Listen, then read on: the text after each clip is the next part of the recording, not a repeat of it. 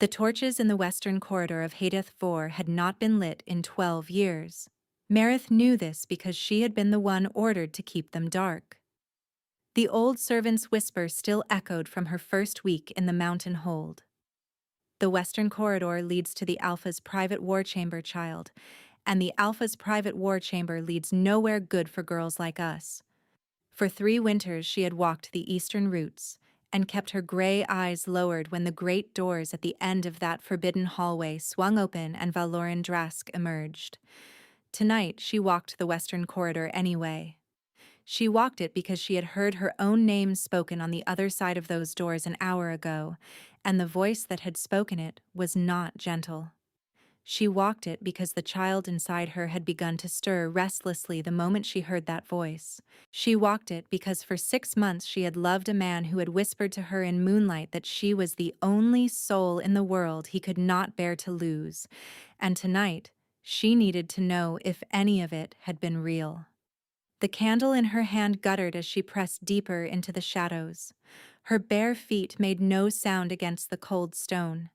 Her grandmother had taught her, long before the fevers took her, how to walk like the deer walked, from the heels, slow, breath held between steps.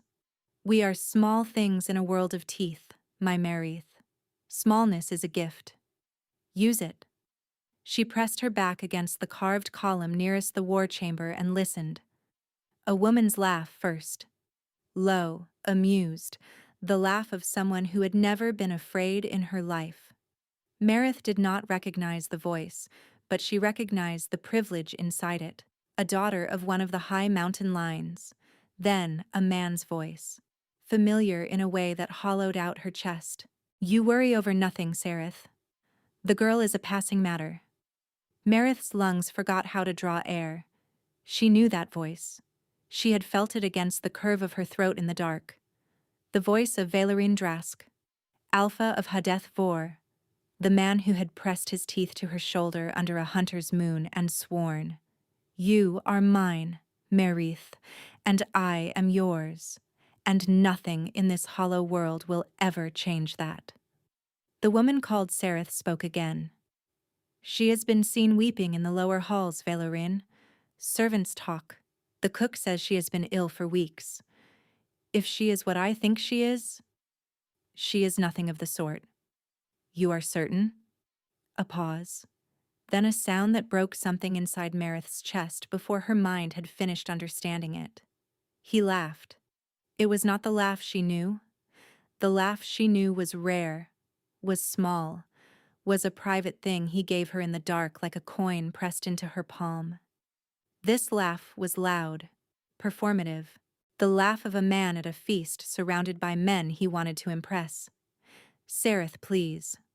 I have watched the girl flinch at her own shadow for 3 winters. She trembles when I look at her. Do you imagine I keep her for her wit? Then why keep her at all? Because a soft thing in soft hands is a comfort, and a comfort costs less than a wife. She brings me tea. She warms a cold bed. She believes whatever I tell her because she has nothing else to believe in. And when she cries, and she does cry, Sereth, you would not believe how easily she cries. She does so quietly, into her own pillow, where no one has to hear it. A girl who suffers in silence is the most useful thing a tired man can own. The candle in Marith's hand went out. She did not remember dropping it. She did not remember the small wet sound that escaped her throat. She did not remember the way her free hand flew to her belly, instinctive, protective, covering the small swell beneath her dress that no one in this hold yet knew about. No one except her, and the herb woman in the lower village who had confirmed it 3 days ago. Sereth was laughing now, a bright, delighted sound. Oh, Valoran, you are crueler than they say. I am tired is what I am. The council will have its answer by spring. The girl will be sent to one of the outer holds with a small purse and a story to tell. She will be grateful. They always are. And if she has, as the cook suspects, then the herb woman will be sent with the appropriate teas, and the matter will resolve itself. Pour the wine, Sereth. I am sick of this conversation. The clink of a goblet.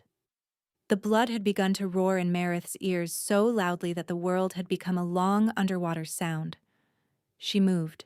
Her body simply understood. The way a deer's body understood when the wolf was close, that it must move now and think later. She walked. She did not run because running made noise, and noise was the enemy of small things in a world of teeth. She walked back along the western corridor with her empty candle still gripped in her fist and her free hand pressed flat against her belly, and she did not let herself cry until she had reached the servants' stair and descended 3 flights into the dark.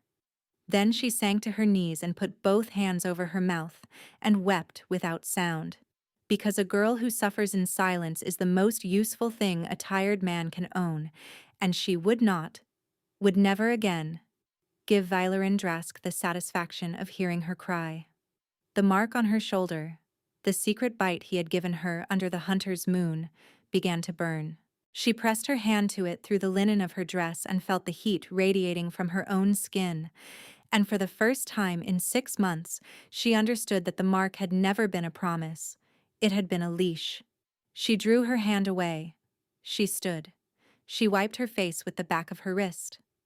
And in the darkness of the servant's stair, with a child she had not yet told a single soul about growing inside her, Meredith made the only decision left to her. She would be gone before dawn. She would take nothing he had given her. Not the silver comb, not the cloak lined with fox fur, not the small ivory ring he had pressed into her palm the night he marked her. She would leave it all on the stone of his war chamber floor, where he would find it and understand that the soft thing in soft hands had heard every word. She slid her hand down to her belly again, and she did not weep this time, because the thing growing inside her was not soft and was not silent, and would never be, the most useful thing a tired man could own. "Come, little one," she whispered into the dark. "We are going home." She did not yet know where home was. She had 4 hours to find out. The first time Weilerin Drask had spoken to her, she had been on her knees in the herb garden, cutting winter sage for the kitchens, and she had not known he was there until his shadow fell across the bed of frost-bitten leaves. She had looked up expecting a guard.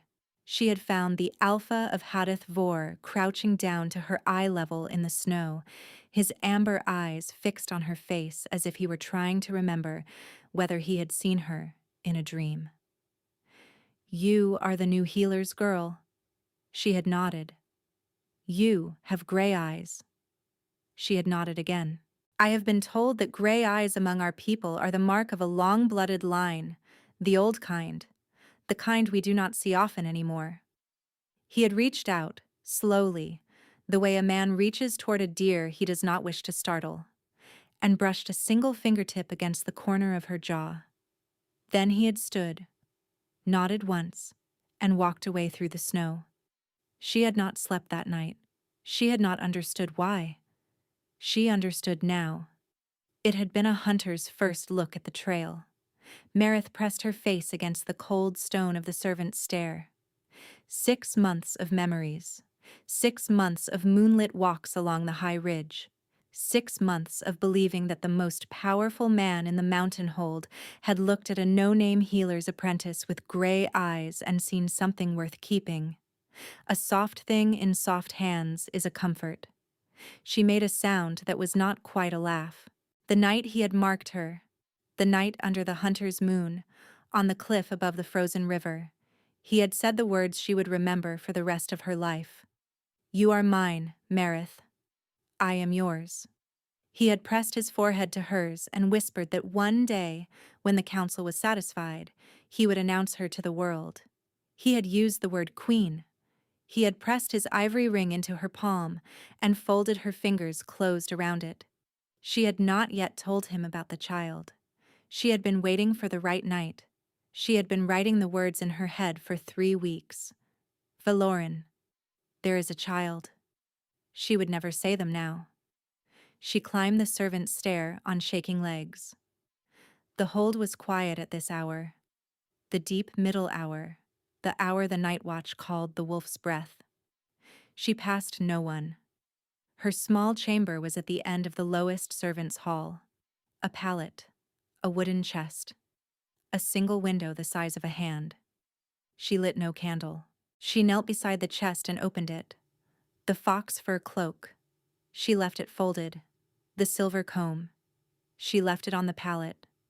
The ivory ring, kept wrapped in linen at the bottom of the chest. She unwrapped it. The small carved wolf's head on its surface gleamed as it had gleamed the night he gave it to her. She set it down on the pallet beside the comb. Then she pulled out the things that were truly hers. A wool dress, plain, mended at the elbows. A second shift. Her grandmother's iron-handled knife. A small leather pouch of silver, 3 months of saved wages, kept hidden in the wall behind the chest, because something in her had always known. A water skin. A flint. She dressed. She wrapped a thick wool shawl around her shoulders. She tied her boots. She slung the small bag across her body. She placed her hand, one last time, on the small swell of her belly. "We do not look back," she whispered. "Do you hear me, little wolf? We do not look back. Not once. Not ever." The child stirred under her palm. She crossed to the door. She paused. She thought of the rasp of his voice in the dark.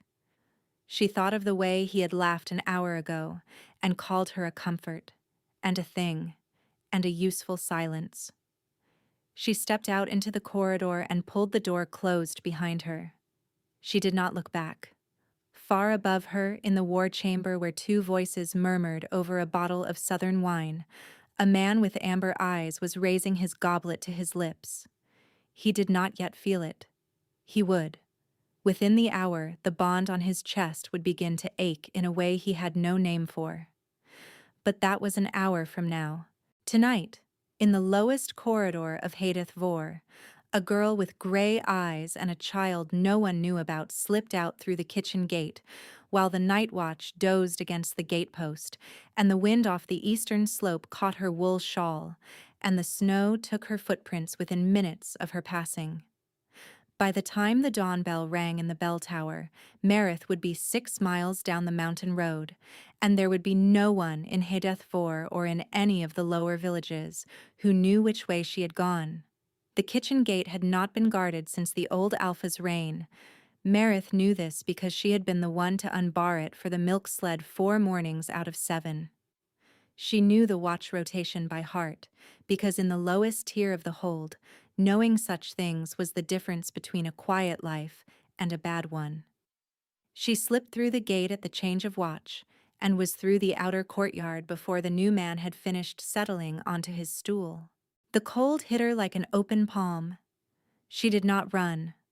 Running was the enemy of small things. She walked at the pace of a servant with somewhere ordinary to be. The path forked at the old shrine of the River Mother, 200 paces beyond the gate. The northern fork wound up to the high pastures. The eastern fork led down through the goat tracks, down to the trade road that ran to the long flat country. She took the eastern fork. 100 paces past the shrine, she stepped off the path entirely. The path would be the first thing they searched. The path was where the dogs would go, where any man on a horse would go. She was a small gray thing in a wool shawl with a grandmother's knife and a child the size of a winter pear, and she would not survive a chase. She walked into the trees. She moved between the close-set pines at an angle to the path, south and east, keeping the great dark shape of Heir at her back and the faint pre-dawn lightning of the sky to her left. Her grandmother had taught her this too. The mountain runs north to south, my Merith. If the dawn is on your left hand, you walk away from the cold places. A branch cracked behind her. She froze. For a long moment she did not breathe. The forest was perfectly still. She listened until her ears began to ring with the listening. Another crack. Closer. She crouched behind the trunk of a pine wide enough to hide 3 of her. She drew her grandmother's knife. She held it flat against her thigh. Never raise a blade until you are using it, child. A raised blade is a question, and questions get answered. A shape moved through the trees 20 paces from her. A guard. She recognized the broad line of his shoulders before she recognized the face. Corvin, the second of the gate watch. The one who had been dozing on his stool when she slipped past. He was not running. He was walking the way a man walks when he has heard something but does not yet know if it is worth waking the hold for. She pressed her cheek against the bark. She did not move. She did not breathe. She closed her eyes because some part of her, old and animal, believed that if she could not see him, then he could not see her. Corvin stopped 15 paces from her. She could hear him breathing. She could hear the leather of his belt creak as he turned. She could hear the sound of his hand resting on the pommel of his sword. She thought about the child. She thought about the way Corvan had looked at her once across the kitchen yard when she was scrubbing pots in the rain. A long look, the kind of look a man gave a woman when he was deciding something about her. Even if he found her, he might not raise the alarm at all. He might simply take her by the wrist and lead her back, alone, by a longer route, and the things that happened on that longer route would be his to choose, and hers to survive. The knife in her hand stopped feeling cold. He took 1 step toward her tree. Then a fox screamed somewhere down the slope. That high, terrible, woman-in-pain sound a vixen makes in the deep cold. And Corvin's head snapped toward the sound, and his shoulders eased, and he muttered something under his breath, and he turned, and he walked back the way he had come. Meredith did not move for a long time after he was gone. Only when the forest had been silent around her for what felt like an hour did she put the knife back into her belt, with hands that had begun, finally, to shake. She did not weep. She had wept enough for one night. She stood. She turned south and east, and she began to walk. Far above her, in the high tower of Hadeth Vor, Valoran Drask set down his goblet of southern wine. The woman called Sereth was speaking. He did not hear her. Something had begun as a faint warmth across the bond mark on his chest, and was now, as he sat very still with his hand pressed flat against his sternum, becoming a slow, deepening cold. Valoran? Be quiet, Sereth. She fell silent. He had not used that voice with her before. He stood. He crossed to the long window that looked east. He pressed his palm flat against the cold glass. The bond mark on his chest pulsed once, hard, and then began, slowly, terribly, to bleed. He did not yet understand. By the time the dawn came, the bond mark on Valerine Drask's chest would have bled through 3 layers of linen, and he would be on his knees on the floor of his war chamber, and he would, finally, have begun to understand. But by then, Meredith would be gone. The village was called Brenmore, and it sat in the long, flat country where the snow did not last. Meredith had walked into it on a gray afternoon 4 months after the night she left Hadeth 4, with her boots worn through at the heels and a swelling under her wool dress that she could no longer hide. My name is Isa. My husband died of the lung fever in the high passes. I am looking for honest work. I know herbs. The village had taken the story without question. The miller's wife was dying of an illness no one could name. 3 children had broken out in fever spots. The old healer had drowned in the river and no one had replaced her. When Meredith laid her grandmother's iron-handled knife on the headman's table and asked, quietly, if there was a place she might be useful, the headman had looked at her for a long moment and then said, "Child, the god sent you." They had given her the dead healer's cottage. 2 rooms, a stone hearth, a garden gone to weed. That had been 4 months ago. It was high summer now. The garden was full of tansy and feverfew and yarrow. The miller's wife had not died. The fever spots had passed. The village had begun, slowly, to call her healer Isa instead of the new woman. She had made friends only with the old midwife, a woman named Brielle, whose hands shook from age but whose eyes did not miss anything. Braille had taken one long look at the swell of Meredith's belly the first time they met, and had said, "Only twins, child. You're carrying twins. Has anyone told you?" No one had. Meredith had sat down very slowly on the wooden stool in Braille's kitchen and put her face in her hands. Braille had not asked any questions. Braille had only put a cup of strong nettle tea into her hands and waited. After a long while, Meredith had said, "I cannot do this." And Braille had said, "Yes, you can, child. You already are." The babies had grown. They moved in opposite directions, kicked from opposite sides of her at the same moment, hiccuped in alternating rhythms that Braille said meant they were already arguing about who would come out first. She was becoming, almost, content. And then, the nightmares began. By the third month, they had grown teeth.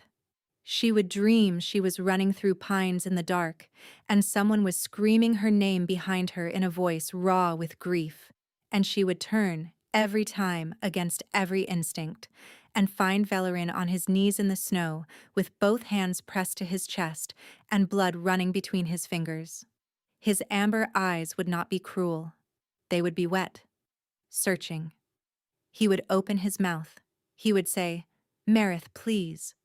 And she would wake. She would wake with her hand pressed to the bond mark on her shoulder, and the linen of her shift soaked through, and when she pulled the linen back from her skin in the candlelight, she would find, every time, a slow weeping of blood from a scar that should have closed months ago.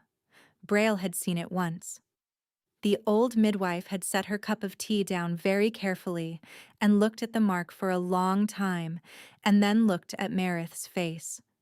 And finally she had said, "Child, who gave you that bite?" A man who said it meant something. And did it?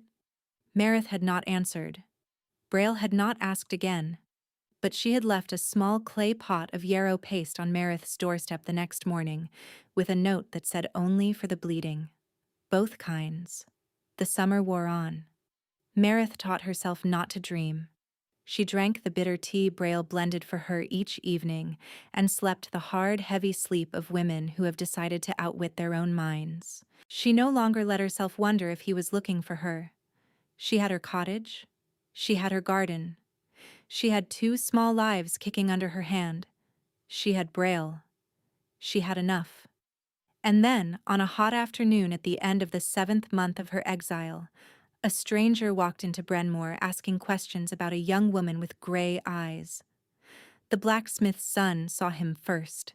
He came running on bare brown feet and stood in her doorway and said, "Healer Yissa, my mother says to tell you there's a man at the well, and he is asking after a healer with gray eyes who walked down out of the high country last winter, and my mother says you should not come to the well today." Meredith set down the pestle she was holding. She did not let her hand shake. She had practiced. "Thank you, Tovin. Tell your mother I am grateful." The boy ran. She crossed to the pallet in the back room. She lifted the loose stone in the floor beneath it. She drew out the small leather pouch she had buried there in her first week. Silver coins, her grandmother's knife, a folded square of waxed cloth, in case she ever needed to leave again on no notice at all. She set the pouch on the pallet. She placed both hands on her belly. "Not yet, little ones. We do not run yet. We listen first." That night she lay awake long past the hour the village had gone to sleep. The mark beneath her shift had begun, faintly, to warm. Not to bleed, but to warm, in the way it had warmed the night she walked down out of the mountain. Outside her window, a wind began to rise. Somewhere in it, very far away, she thought she heard a wolf. The man at the well was gone by morning. Braille came to Meredith's cottage at first light with a basket of brown eggs and a face that looked older than it had the day before. She sat down at Meredith's kitchen table without invitation and said, "He left at dusk. Rode south. He paid the innkeeper in old silver, northern silver. the kind they cut at the high mints. He didn't give a name. He asked 3 questions. He listened to the answers. He left. Meredith poured her a cup of tea. What were the questions? Whether a young woman had come down the road in late winter, whether she had gray eyes, whether she had been alone, and the answers. Folk here don't talk much to strangers, child. The innkeeper said no. The miller's wife said no. The smith said no. The smith's boy said no, because his mother had got to him first. Braille, I am not finished. Meredith closed her mouth. The smith's wife found me at the well after the man had gone. She'd been watching from her kitchen window. She said the man wept. The cup in Meredith's hand stopped moving. He wept? Quietly. Not so anyone would have seen unless they were looking for it. He stood at the well and asked his 3 questions, and when each answer came back no, the corner of his mouth moved. Just a little, in a way she said looked almost like relief, as if he'd been afraid of what the answer would be. And then he walked back to his horse, and he stood with his face pressed against the horse's neck for a long moment, and he wept. And then he wiped his face on his sleeve, and he mounted and he rode south. Meredith did not speak. Braille reached across the table and took her hand. Child, I have buried 2 husbands, and I have delivered 87 babies, and I have lived in this village for 61 years. I know a man who is searching for a woman he wronged when I see one, and I know a man who is searching for a woman he loves, and the difference is not always what you think. Meredith's eyes burned. She did not let them spill. He is not searching for me, Braille. No? He has guards. He has hounds. If he wanted to find me, he would have found me in a week. A man riding alone, asking 3 questions at a well. That is not how Valerin Drask hunts. The name came out before she could catch it. Braille did not blink. After a long moment she said, only, Drask, that is a northern name. That is the name on the high mints. Meredith pressed her free hand to her face. You should have said it the day you walked into my kitchen, Braille said mildly. You'd have slept better since. Drink your tea. Meredith drank. Her hand was no longer steady. The man at the well was riding alone, child, and he was riding south, and he was weeping. I do not know who he is, but I know what I have heard from the carters who come up from the south road. There are stories now. What stories? That the high mountain hold has gone quiet, that the Alpha of Hadeth Vor has not been seen at council in 6 months, that the trade caravans have stopped coming down through the eastern passes because the wolves have grown bold and feral, that a sickness has come on the high country, not in the people, but in the land. The wheat is small, and the cattle do not breed. Meredith's mouth had gone dry. And one story more. Braille's eyes were very steady. That the Alpha himself rides out at night, alone, with no guard. That he rides for days at a time. The men who follow him at a distance to keep him alive say he speaks to the wind. He says one word over and over. The same word. They cannot make it out. They only know it is a name. The teacup in Meredith's hand cracked. She set it down very carefully. Braille, she said, her voice a thread. If he finds me, the people who poisoned him against me will find me too. The babies are not safe. Stop. Listen to what you just said. You said the people who poisoned him against me. I did not mean. You did mean. You have been turning it over for months in the back of your mind where you would not let yourself look. You heard him say a thing in a room he did not know you were standing outside of. You heard him laugh in a way you had never heard him laugh before. And some part of you, the part that lay with him under the hunter's moon and felt what was real, has been whispering since the first night you slept under my roof, that the man you heard in that war chamber was not the man you knew. Braille, he laughed. Men perform, child. Men perform for other men. Men perform for the rivals they want to wound, and the spies they suspect are listening at the door.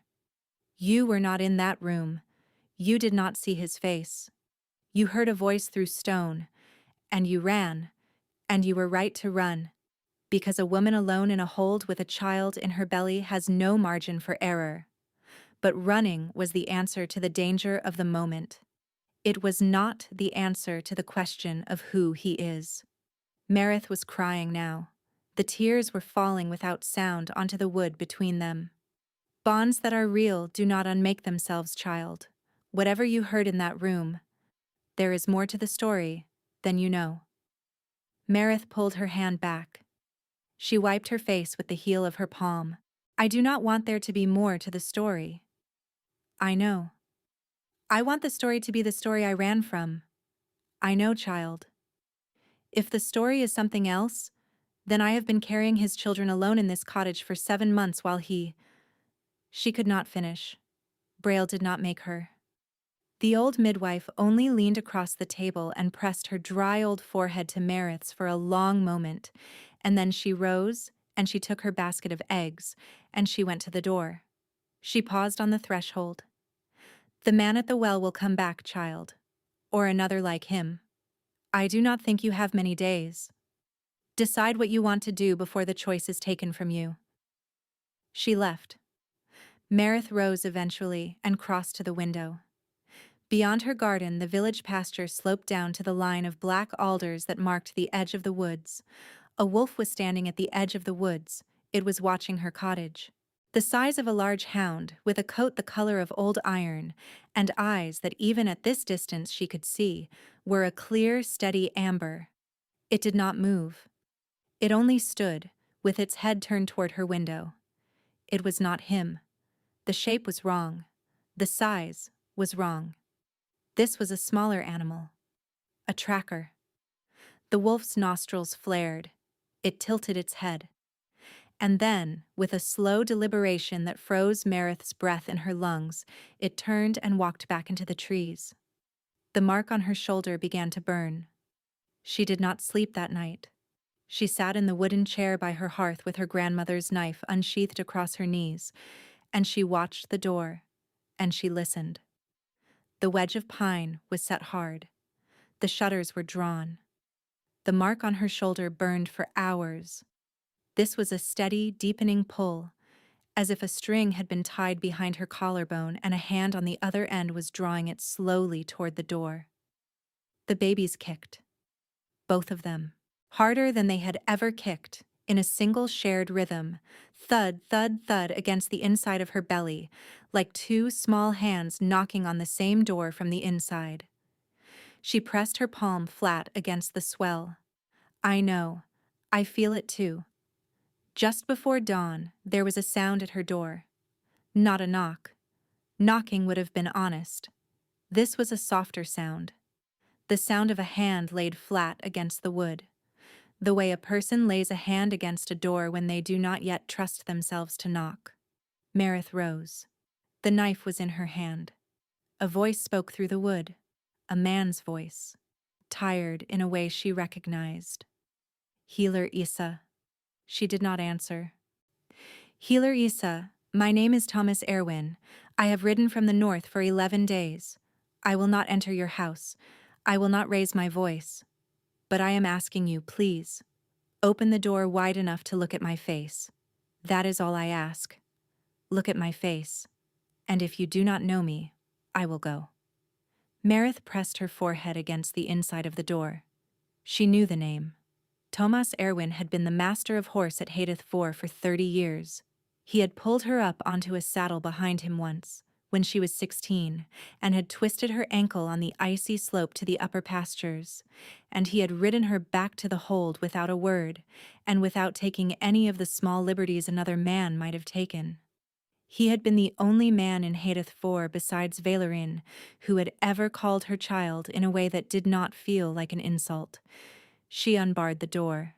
She opened it the width of her hand. The face on the other side was Tomas's. Older than she remembered, hollower. His gray hair had gone fully white. His eyes, when they met hers, filled with tears so quickly that she did not have time to step back. Oh, child, it is you. Thank the bones. It is you. She did not let him in. She stood in the gap with her grandmother's knife in her hand and her free hand pressed to her belly, and she said, in a voice she had not heard from herself in 7 months, "Tell me why you have come, Thomas Erwin. Tell me quickly, and do not lie to me, because I will know." Thomas swallowed. "He is dying, child." The knife in her hand did not lower. Inside her chest, something that had been wound tight for 7 months made a small wrong noise. "Valerine. He has not eaten in 4 days. He has not slept in 9. The bond mark on his chest opened the night you left, and it has not closed. Not for a single hour. The healers cannot stop it." Tomas's voice cracked. "He does not know I am here. He believes you left him because you wanted to leave, and he has forbidden any of us to look for you, because his pride will not allow him to chase a woman who fled him." His pride. Tomas flinched. "I know how that sounds, but you do not understand. He has not been himself since the night you left. He sits in the war chamber and stares at the eastern slope, and he speaks your true name over and over under his breath until the men around him weep. The hold is dying with him. The land is dying with him. And there is a thing." His voice broke. "There is a thing he does not know, child, that I have come to tell you, because if you knew it, you would understand what was done to you, and to him, and to—" He looked at the swell of her belly. His face went the color of old ash. "Oh, oh, sweet bones. Tell me what was done." Tomas opened his mouth. He did not get the chance. His head came up sharply, his nostrils flared. The exhaustion in his face fell away in a single instant and was replaced by the face of a man who has just realized he is being hunted. "Child, they have followed me." "Who?" "Get back. Bar the door. Now." A scream rose from the far end of the village, the hard, cut-off scream of a grown man who had been struck across the throat and would not scream again. Tomas spun. His hand went to the long knife at his belt. The horse behind him whinnied in pure animal terror, because horses know wolves, and what was coming up the village lane in the gray pre-dawn light was not a man. It was 3 men. And they were not, any of them, fully men. They were halfway through a shift, fur breaking through the skin of their forearms, jaws beginning to lengthen, eyes already gone gold, coming up the lane at the loping, ground-eating speed of creatures who had been running half the night and were not yet tired. The first carried a blade in each hand, the second carried a bow, the third carried nothing, because his teeth were enough. "Inside!" Tomas roared. "Merith, inside now!" Merith stepped back. She did not bar the door. Tomas was outside it, and Thomas had ridden 11 days to find her, and 3 half-shifted hunters were 30 paces from him and closing. She did the only thing she could think of. She set her grandmother's knife on the table. She crossed to the small clay jar on the mantel where she kept the dried mountain rue.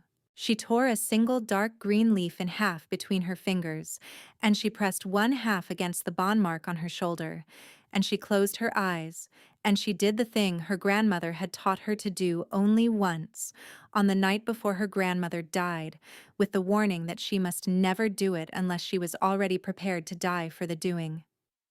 She pulled on the bond. She did not know how she knew how. She only knew that the string that had been tied behind her collarbone for 7 months had a hand on the other end, and she knew whose hand it was, and she knew, with a certainty that was older than her body, that if she pulled hard enough on the string, he would feel it.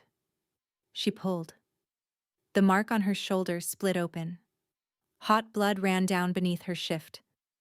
She gasped and staggered against the table and pressed her hand over her mouth so the babies would not hear her cry out. And very far to the north, in a war chamber overlooking an eastern slope, an alpha who had not slept in 9 days went rigid in his chair, and his eyes flared back to a clear and terrible amber, and he rose, and he howled, and the sound that came out of him was not a sound any wolf in Heirth 4 had ever heard before. The mountain heard it. The wolves on the high slope, gone feral and lost, lifted their heads as one and answered. But none of that helped Meredith. The hunter with the blade was at her door. The door opened. The hunter came through the door shoulder first. He was not a tall man, but he was wide in the chest and his arms had begun the change. Black fur was breaking through the skin of his forearms in coarse, uneven patches. His jaw had pushed forward by a finger's width. He came through the doorway with a curved blade in his right hand and a half claw outstretched, and he moved with the loose, wrong-jointed speed of a creature that was no longer entirely one thing or the other. Meredith was behind the table. Her grandmother's knife was on it. She did not pick it up. Her hand had not obeyed her. The mark on her shoulder was bleeding in a slow flood beneath her shift, and the children inside her were knocking thud, thud, thud against the inside of her belly, and something was happening to her hands that she did not understand. Her hands were warm, not hot, warm in the way a stone in a riverbed is warm after a long day of sun, warm from somewhere deeper than the surface. The hunter saw her looking. He smiled. It was a wrong smile, on a face that was no longer entirely a face. Little gray eyes. The voice was almost gone. Little long-blooded thing.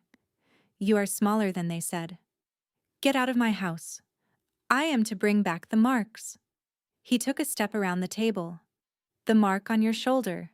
The mark on your belly. 2 of them now, I am told. The Lord Sister wants proof. The Lord Sister.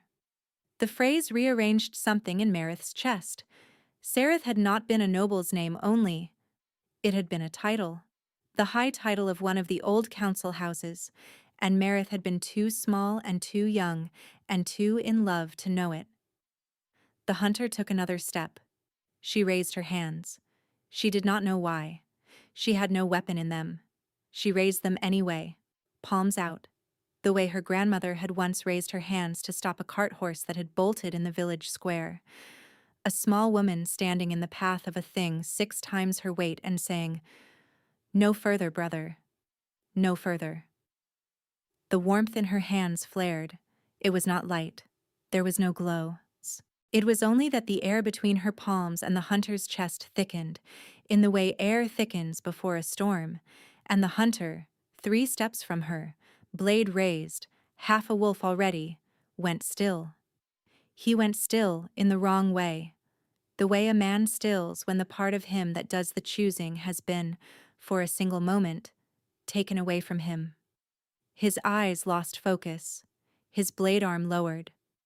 Her grandmother's voice came back to her.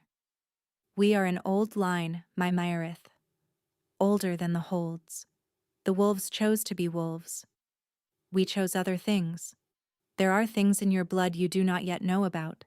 If they wake, they will wake when you are afraid enough to need them. She had been 7 years old. She had not understood. She understood now. She took 1 step forward, with her hands still raised. The hunter swayed. His blade hung loose.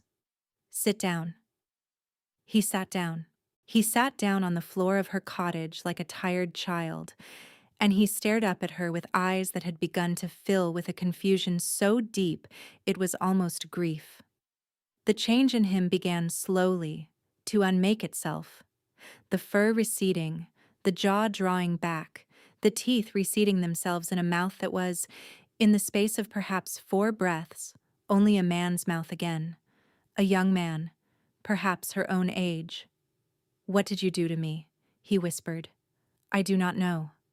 It was the truth. Outside, a second scream.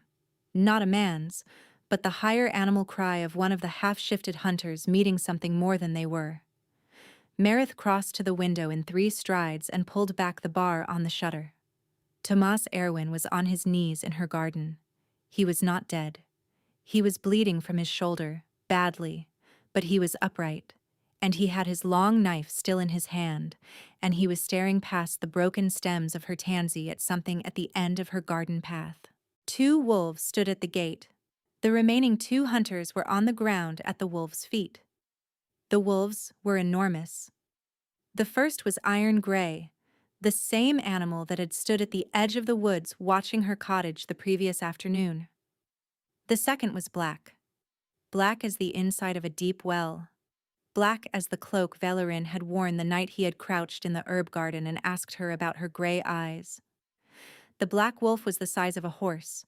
It turned its head slowly and looked at her through the open shutter. Its eyes were amber.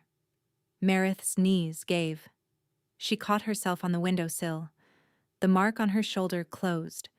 She felt it close, felt the skin draw together, felt the heat in it pass from a burning into a steady, quiet warmth, like a hand laid flat against the place where his teeth had been. The babies inside her went still, not the still of fear, the still of listening. The black wolf walked up her garden path. It did not run. It did not lope. It walked the way a man walks who is afraid that if he moves too quickly, the thing in front of him will turn out to be a dream. It walked to the threshold of her open door, and it stopped, and it did not come in. It did not come in because it could not. The wards her grandmother had taught her without ever calling them wards, the small humming protections built into the warm stones of every healer's home, had risen around her like a held breath, and they were holding even him out. The wolf looked at her. She looked at him. For a long moment neither moved. Then he lowered his great black head and laid it on the threshold, with his amber eyes still fixed on hers, and he made a sound. A small sound. The sound of a creature very large and very tired and very afraid. And Meredith, who had spent 7 months teaching herself not to cry, put both hands over her face and wept. When she looked up again, the wolf was gone. A man was kneeling on the threshold in his place. He was thinner than she remembered. His black hair was longer, and there was gray in it now that had not been there when she left. His shoulders were sharp under his shirt.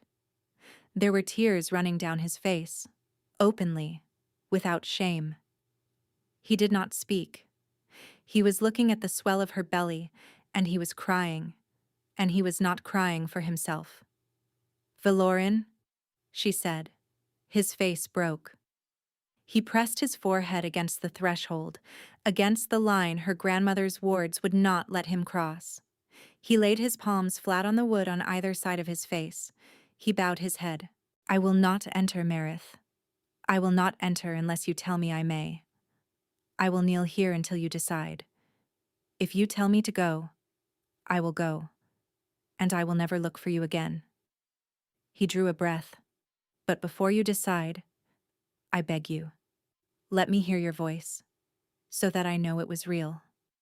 Meredith stood with her hands still warm and her shoulders still healing, and 2 small lives knocking quietly against the inside of her belly, and she looked at the broken man on her threshold, and she did not yet know what she would do. But she knew, with a clarity that felt almost like grief, that she had been wrong about one thing. The bond had not been a leash. She did not say his name again. Not yet. She crossed the cottage instead, slowly, and stopped 3 paces from the threshold. She did not step over the line of her grandmother's wards. She stood on her side of the door with her hands at her sides and her chin lifted. "Thomas is bleeding in my garden." Valerin did not lift his head. "He will live. Yorin is with him. The hunter inside my house will not move from where you put him. I do not know what you did to him, Meredith. I felt it. From 3 days' ride away, I felt it." A pause. "You have always been more than they told you to be." The phrasing struck her. "Than they told you. Not than I knew. Than they told you. Speak. Tell me everything. From the night I left. Do not soften. I will know if you soften." He lifted his head. The line of his mouth was steady. The tears had not stopped, but he was no longer trying to hide them. "You heard me in the war chamber." "I did. With Sereth Vorin, the Lord Sister of the High Council." "Yes. I knew you were there." The babies kicked. Both of them. Hard. Meredith took one step backward and put her hand on the doorframe to steady herself. You, what? I knew you were there from the moment your foot touched the third stair below the western corridor. The bond on my chest told me. I have always known where you are in my hold, Meredith. Since the night I marked you. I felt you climb. I felt you stop behind the column. I felt you listen. His voice did not break. And I knew Sareth Voren had come to my chambers that night because she suspected you. She had been watching the kitchens. She had spoken to the cook. She had begun, 2 days earlier, to ask the kind of questions the High Council asks before they move against a girl with no name and a swelling belly. So I performed. I sat in my own war chamber and I performed for her. I said the worst things I could think of. I said the things I knew, if she repeated them to her brothers and her uncles, would convince them you were beneath their notice. I said you were a comfort. I said you were silent. I said the things that would make them write you off as a passing weakness of mine. I said them loud enough for you to hear, because I needed Sareth to believe I meant them, and Sareth would not have believed me unless I performed them for an audience she did not know was there. I was going to come down to you within the hour, as soon as she was gone. I was going to kneel on the floor of your chamber and beg you to forgive what I had said and tell you why I had said it. I had a horse waiting at the lower gate. I had everything ready. He drew a breath that shook him from the shoulders down. And then I felt the bond go cold. Meredith did not speak. I felt the third stair empty. I felt the servants' stair empty. I felt the kitchen gate empty. I felt you walk out of my hold into the snow, and I sat in my chair across from Sareth Voren and I could not move, because if I moved in that moment I would have killed her with my hands, and the hold would have torn itself apart by morning, and I would have lost you anyway. His voice did not break, but hers did. You are saying, she said, that I heard what I heard, and that I ran from what I ran from, because you wanted me to. No. Then, I did not want you to hear it, Meredith. The bond told me you were on the third stair. The bond did not tell me your grandmother was in your blood. None of us knew that you could hear through stone. No one in this hold has been able to hear through stone in 300 years. I thought my voice would carry as a murmur, as a shape, as a thing she could not understand.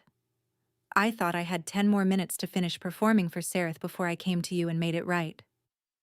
He closed his eyes. I was wrong. And you ran. And by the time I understood what you had heard, you were already 6 miles down the mountain road, and the snow had taken your tracks, and Sareth Voren had ridden out at first light with 2 of her brothers, and the only way to keep them from hunting you was to convince them that I, too, had cast you out. So I did. I forbade my men to look for you. I rode out in the night, alone, calling your name into the wind, because I knew the bond was still alive, that you were still alive, that somewhere on the long flat country south of the passes, you were carrying a weight I did not yet know the shape of. His eyes opened. He looked at her belly. I did not know there were 2. There are 2. I did not know there were any, Meredith. I had not yet told you. I was waiting for the right night. He pressed his forehead back to the threshold. I have been such a fool. For a long time neither of them spoke. Sareth Voren, she said finally. Yes. She is the one who poisoned you against me. She is the one who tried. She did not succeed in poisoning me. She succeeded only in poisoning what you heard. But there is more to it than that. The Voren line has been moving against me for 2 years. They want a Voren daughter in my bed. They want a Voren child on the high seat. They learned of you the same week Sareth did. They are the ones who sent the men in your garden this morning. They have been hunting you since the night you left, Meredith. The only thing that has kept you alive is that you walked, you did not ride, and they could not believe a girl with child could go that far on her own feet. Meredith laughed. It was the small, dry laugh of a woman who had spent 7 months being very tired. I am from a long-blooded line, Valerin. We walk. He laughed too. It cracked out of him. It was almost a sob. Yes. Sweet bones, you walk. She crossed the threshold. She did not decide to. Her feet decided for her. She stepped over her grandmother's wards, and the line of warm humming protection parted around her like a curtain, and she crossed the 3 paces to where he knelt on the wood, and she sank to her knees in front of him, and she put both of her hands on either side of his face. He closed his eyes. He shook. I heard you laugh, and I thought you had never loved me. I have loved you every breath since the herb garden. I left you. I left you carrying them. You left to protect them. You left because you are their mother, and I had given you no reason to believe I would protect them myself.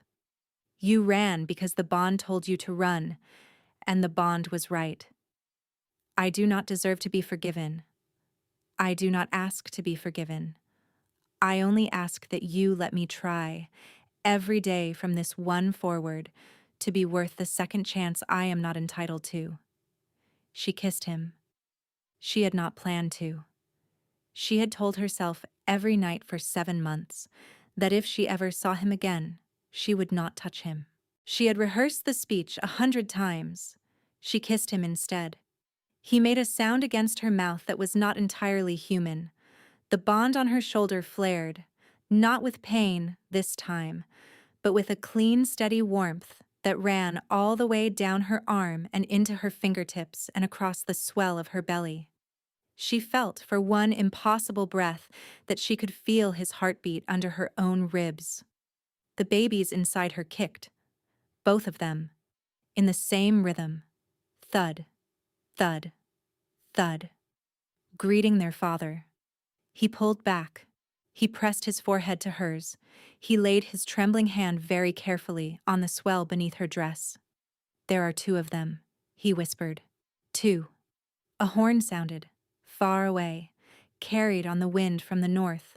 3 long blasts, deep and slow, the kind of horn that was sounded only at the gate of a hold, and only when the gate of that hold had been taken.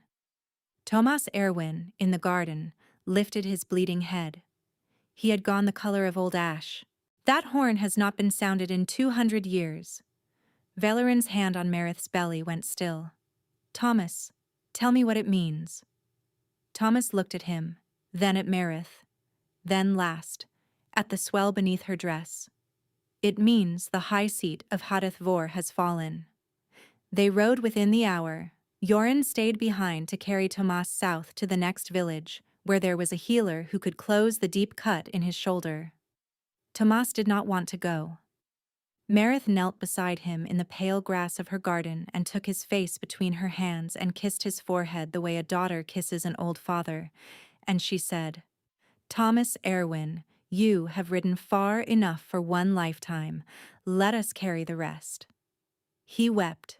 He let her go. She rode in front of Valorin on the great black horse he had ridden south. He had insisted, My wolf needs you against my chest, Marith. Do not ask it of me to ride with you any further away than that. So she had let him lift her into the saddle, and he had wrapped one arm across her belly with a tenderness that made her throat close. Braille had come to the edge of the village to see them go. The old midwife had stood in the long road with her hands folded into her apron, and her eyes had been very clear and very steady on Marith's face. Marith had leaned down and kissed the old woman's gray hair, and Braille had said, Only, come back and show me the baby's child. I delivered 87 and I am not finished. I will, Marith had promised. They rode through the long, flat country at a pace the great black horse could sustain for days. Valerin spoke little. The bond between them hummed steadily in a key it had never reached before. Twice she felt his thoughts brush hers. Not in words, but in shapes. Shapes of his fear. Shapes of his love. Shapes of the small, impossible image of 2 children, which kept rising in his mind like a tide. They reached the high country on the 3rd day. Heir Vor was visible from the last bend in the trade road, sitting on its high black shoulder of mountain. Smoke was rising from it, 3 hard columns of black smoke from 3 different places in the lower hold. Valoran reined the horse in. He swore, very quietly. A rider was coming down the road toward them at a full gallop. A young woman, no older than 20, with red hair cropped short under a leather riding cap. Valerine's hand on the reins relaxed. "Mira," he said, "my second's daughter. She rides for me when nothing else can be trusted to ride." Mira reached them. Her horse was lathered, her face was streaked with dust and sweat, and something that was almost certainly blood. "My lord, the hold is taken." "By whom?" "Sereth Vorin and her brothers. They came in 2 nights ago through the eastern postern. They had bought 3 of the gate watch. They had bought—" Her voice cracked. "They had bought your uncle, my lord." Marith felt Valerian go still behind her. "Halric." "Yes." "My father's brother. My blood." "Yes." He was silent for a long moment. When he spoke again, his voice had gone very flat. "Who lives?" "Most of the hold. The Vorins did not slaughter, they occupied. They took the high seat by midnight on the first day, and announced at dawn that you had abandoned the hold in your madness, and that the council had voted Halric Drask as regent." Mira spat into the dust. "They have hostages, my lord. The healers, the old captains, the cook's daughter. 23 of them. They are kept in the high refectory under guard. The Vorins have made it known that the hostages will be released alive when you return and bend the knee, and not before." "And if I do not return?" Mira's eyes flicked to Marith. "They have made it known," she said carefully, "that the hostages will be executed one by one, beginning at sunset of the 7th day, and that the first will be the cook's daughter." Marith felt the baby's kick, once, hard. She knew the cook's daughter, a girl named Petra, 16 years old, with a slight stutter and a kind face. Petra had brought Marith hot bread on the nights she could not sleep. Petra had been kind to her. Petra was about to be killed for it. "How many days?" Valerin said. "Tomorrow is the 7th. "How many men do they have?" "Perhaps 200. The young wolves are still loyal to you. The old ones are watching to see which way the wind blows." "And the wolves of the high slope, the feral ones?" Mira hesitated. "They have come down from the slope, my lord. Toward you. They have been gathering on the eastern ridge for 2 days. They began moving the hour you crossed back into the high country. They are not feral anymore. They are waiting. 300 of them, perhaps. They will not cross the ridge until you call them." A silence. "They are mine again." "Yes, my lord." "Because the bond is whole." "Yes, my lord." "Mira," Marith said. "My lady." The title came out of the girl's mouth without hesitation. Marith closed her eyes against the small hot sting of it. "How many of the hostages can walk?" "All of them, my lady. None have been hurt. Yet." "And the high refectory?" "It has only the one door." "Yes, my lady, and one window, narrow, on the west side." "Guarded?" "2 men on the door at all times, one on the window." Marith opened her eyes. She was looking at the smoke rising from the lower hold. 3 columns of it. Her grandmother had told her once that there were 2 ways to bring a thing down. "You can break the wall, my Marith, or you can rot the foundation. Walls take an army. Foundations take patience." Valerin. "Yes, my heart. Do not bring your 300 wolves down off the ridge." His arm around her loosened. She felt him lean back to see her face. "Marith, if you bring them down, the Vorins will kill the hostages before your wolves reach the gate. They will not wait for sunset. They will kill them as soon as they see fur on the ridge." She turned in the saddle. "They have built their plan around the assumption that you will come for them with claws. Do not give them what they have planned for." "What do you propose?" "I propose that I go in alone." He went perfectly still. "No." Listen to me, Velarin Drask. She put her hand flat on his chest over the bond mark. I am the woman they have spent 7 months hunting. I am the prize they tried so hard to put a price on, and I am about to walk into their high refectory and offer to give myself to them in exchange for the hostages. They will take that offer. They will not be able to not take it. And while they are busy taking it, your wolves will come down off the ridge, and your young captains will rise inside the hold. And Mira will lead the loyal gatewatch through the eastern postern the same way the Vorens came in, and you and I— She paused. You and I will end this in the high seat. Together. Where it began.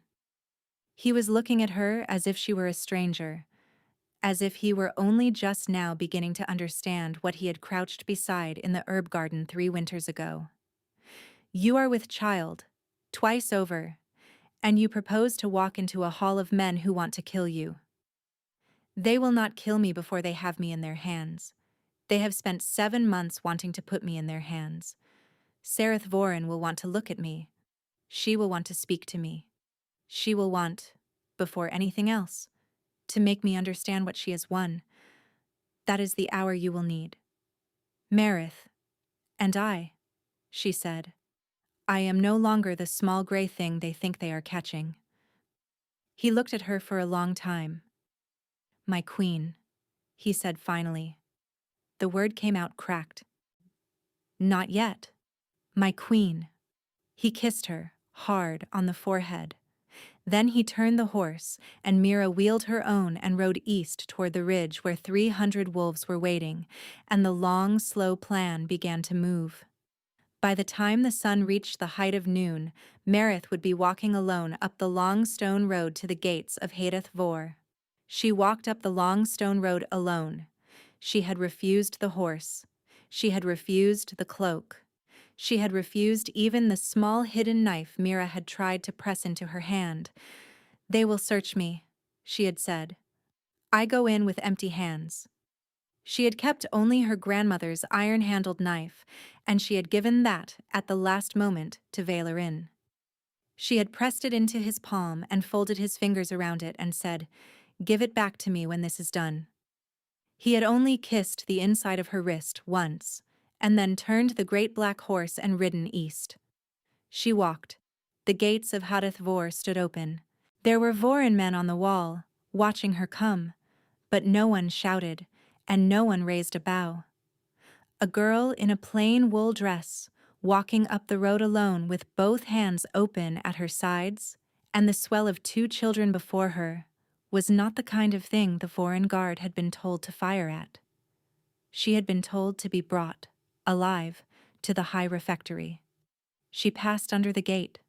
The lower hold was quieter than she had ever known it. No children played in the courtyard.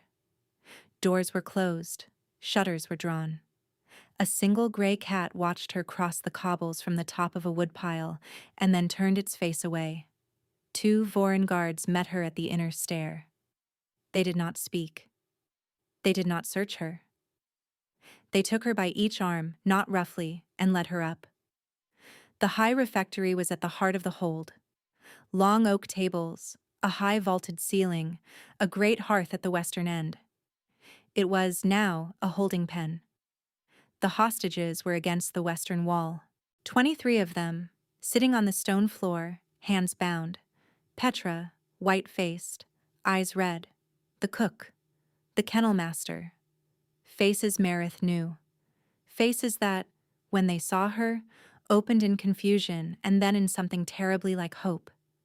Sareth Vorin was standing on the dais at the eastern end of the hall. She was a tall woman.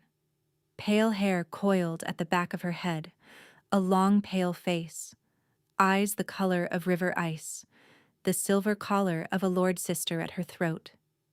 She was smiling. 2 of her brothers stood behind her, and in the high seat that had belonged to Velarin's father, and back through 9 generations of Drask Alphas, sat a heavy older man with Velarin's jaw and Velarin's brow and none of Velarin's eyes, Halric Drask, the uncle. Marith of the long blood, Sereth's voice was warm. Look at you. You walked all the way back. On your own 2 feet, with 2 of his children in you. I confess I am impressed. Marith said nothing. Where is he? Not here. Sereth tilted her head. And do you know, my dear, why I have not yet given the order to begin cutting hostages? Tell me. Because you walked up the road alone, which means he is either dead in a ditch, which I would feel through the wolves, and I do not feel, or he has come to some arrangement with you. So I am curious. What are you here to offer me, little long-blooded thing? Marith stepped forward. She walked past the long oak tables. She walked past the bound hostages. She walked, with both hands open at her sides, until she was at the foot of the dais, 10 paces from Sereth Voren. I am here to offer you me. A pause. Halric Drask leaned forward. Explain, Sereth said. You wanted me dead because I carried his heir. You sent men to kill me in the south. They failed. I am here now, in your hands. Take me. Take the children. Do what you wish. In exchange, you release the hostages. All 23. Out the gate. Walking. And the Alpha? Will not come for you while you have me. He has been told. He will withdraw to the eastern holds. The high seat is yours. The hostages walk. You have everything you came for. You expect me to believe that? I expect you to test it. Release the hostages. They walk. You keep me. If the Alpha comes for me, I am the one in your hand, and you are the one with the knife. She held out her wrists. You have nothing to lose by trying it. Sereth looked at her for a long moment. Marith could feel, in the warmth that was rising in her hands, held still, held down against her thighs, hidden in the folds of her wool dress, the bond on her shoulder humming. Valoran was close. The wolves were coming down off the ridge in silence, and Mira had moved the eastern postern, and the young captains inside the hold had risen, and the hour she had asked him for was almost spent. She needed Sereth to talk. Why, my children? She said into the long, stretching pause. Why not just me? Why come for the children at all? Sereth's eyes brightened. It was the question Sereth had been waiting to be asked. Oh, my dear. Has he not told you? Told me what? Why your line was hunted to almost nothing 300 years ago. The babies inside her went still. Tell me.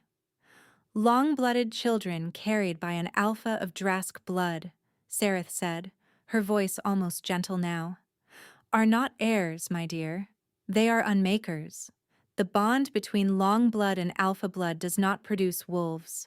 It does not produce witches. It produces a thing the holds have not been willing to allow to live for 9 generations.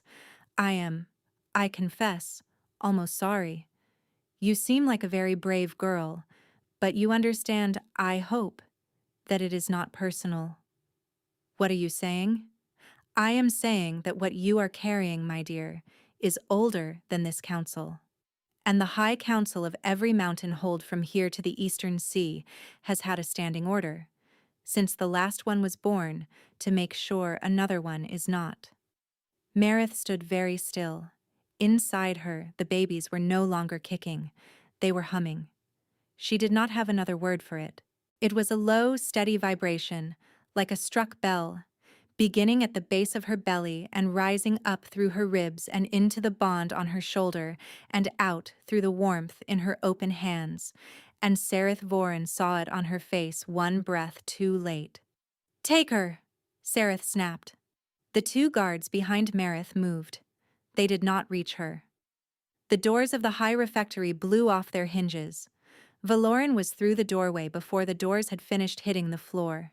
He was in his half-shifted form, taller than a man and broader than a wolf, black fur at his shoulders and forearms and throat, eyes burning amber, claws where his fingers had been, and behind him came the wolves. Not 300, not from the east, from every direction, from the eastern postern, from the kitchens, from the lower stair, from the high gallery. Drask wolves and the long feral wolves of the high slope, who were no longer feral at all, pouring into the high refectory in a flood of fur and teeth, falling on the Vorin guards with the focused, purposeful violence of creatures who had been waiting for 7 months. Sereth Vorin snatched a long knife from the table beside her dais. She lunged for Merith. She did not reach her either. Merith raised her hands. The warmth in them did not flare. It bloomed. The air between her palms and Sereth Vorin's chest thickened the way it had thickened in front of the half-shifted hunter, but this time it did not stop at thickening. It struck, in a wave that did not have a color and did not have a sound, and had only a feeling, the feeling of an old line saying no further, sister. Sereth was lifted off her feet. She was thrown back against the high seat. Halric Drask was thrown back with her, and the great oak chair Valorian's grandfather had carved with his own hands cracked down the middle and split. Sereth lay in the wreckage. She did not get up. Halric Drask did not get up either. The fighting was brief. The Vorin brothers fell in the doorway. The bot guards threw down their weapons. The young captains cut the cords on the hostages' wrists, and Petra ran sobbing into Merith's arms. And Merith held her and stroked her hair, and did not weep, because she was no longer the kind of woman who could afford to weep in front of girls who had been about to be cut. Valoran, in his terrible, half-shifted form, crossed the hall. He did not shift down. He came to her as he was, taller than a man and broader than a wolf, and he knelt on the stone in front of her with Petra still in her arms, and he laid his great clawed hand very carefully on the swell of her belly. The babies hummed under his palm. He lowered his head against her hip, and the half-shift flowed out of him, and he was a man again, kneeling with his forehead against the curve of her body, and he was crying. And Merith laid her hand on the back of her alpha's bowed head and finally allowed herself to weep. The high seat of Hadath Vor was reclaimed by the time the sun touched the bell tower.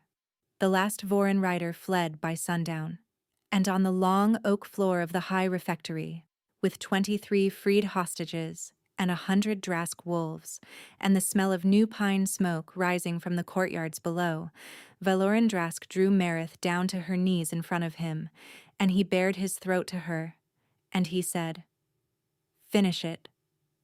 She set her teeth to the place where his neck met his shoulder.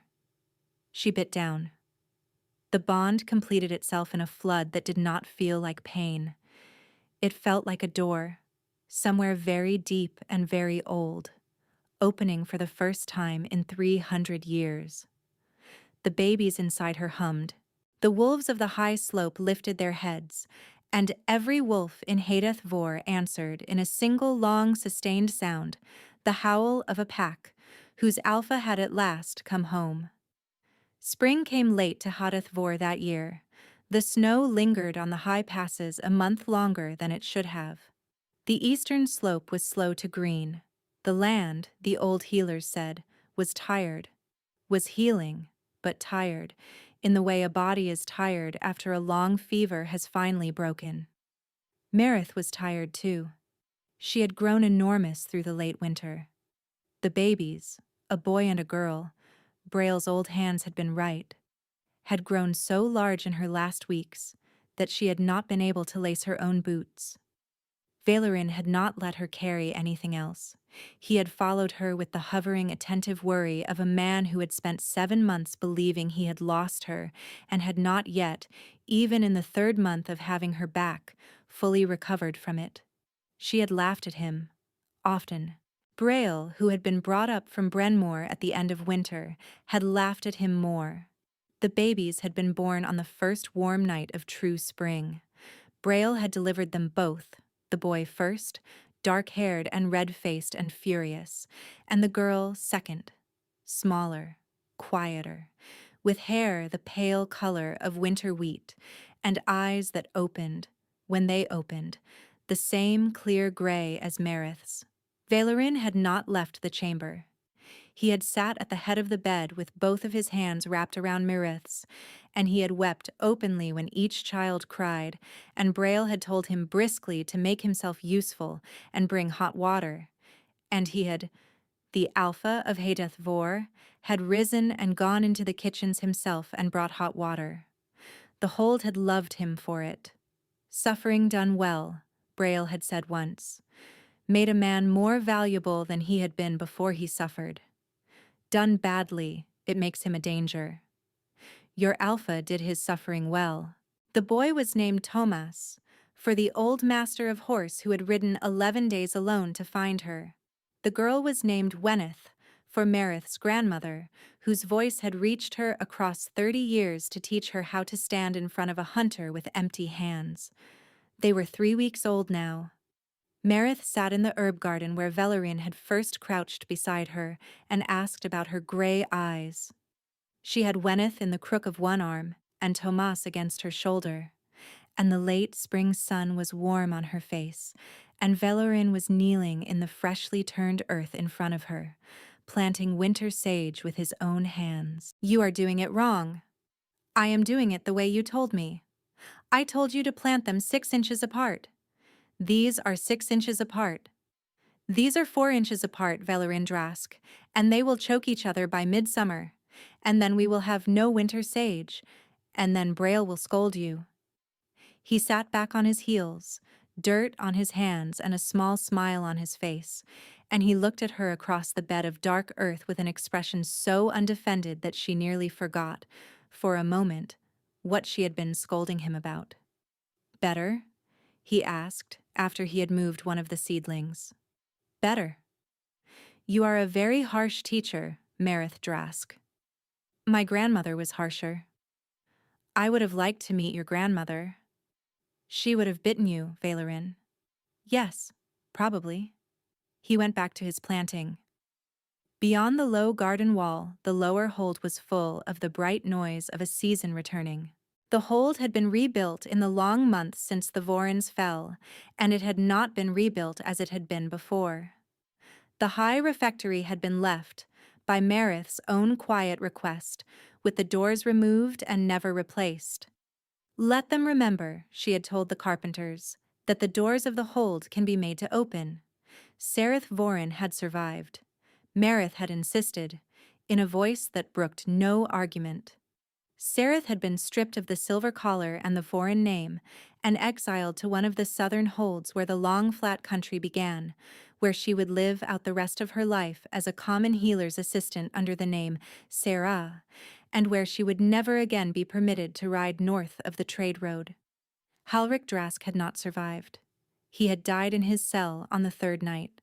The Vorin line had been folded into the Drask line by the formal old ritual of kin-taking, an ancient rite no one had performed in 200 years, by which a defeated house was absorbed rather than destroyed, and its surviving young given new names and new oaths. The wolves of the high slope had come down off the ridge and rejoined the hold, and the sickness in the land had begun to lift, slowly, week by week. The babies were the proof of it. Braille had told Merith, on the 2nd day after they were born, what Sereth had told her in the high refectory. About the long-blooded children of an Alpha of Drask blood, about what they were called by the old council. Unmakers, Merith had said. That is the council's word, child. It is not the right one. What is the right one? Braille had looked at the 2 small sleeping faces in their basket beside the bed. The right word is menders, child. They were called unmakers by the men who feared what they would unmake. But what they unmake is not the world. What they unmake is the sickness in the world. They are the reason this hold's bond is humming again. They are the reason the high slope's wolves came home. They are the reason the eastern slope, in another year, will be green again. Merith had looked at her sleeping son and her sleeping daughter, and she had not been able to speak for a long time. They are very small, she had said finally.